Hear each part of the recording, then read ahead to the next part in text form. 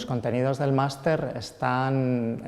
basados en tres grandes ámbitos, que son el de la documentación, o desde un punto de vista de la historia del arte, el de la restauración o conservación del arte contemporáneo y desde la exhibición del arte contemporáneo. Por lo tanto, tiene tres puntos de vista diferentes sobre el mismo hecho, que es el arte contemporáneo. Este máster tiene también dos aspectos diferentes. Por una parte, es un máster que está enfocado hacia la profesionalización y, por otra parte, a la investigación. También es importante recalcar la distinta procedencia de los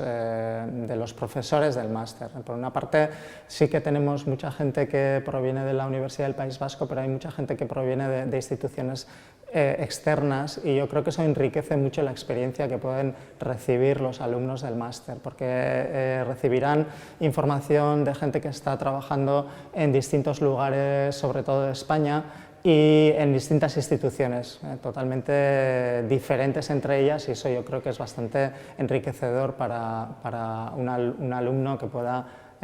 estar pensando en matricularse en el máster.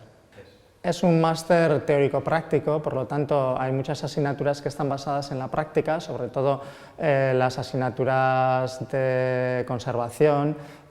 y también las de exhibición. Hay mucha relación con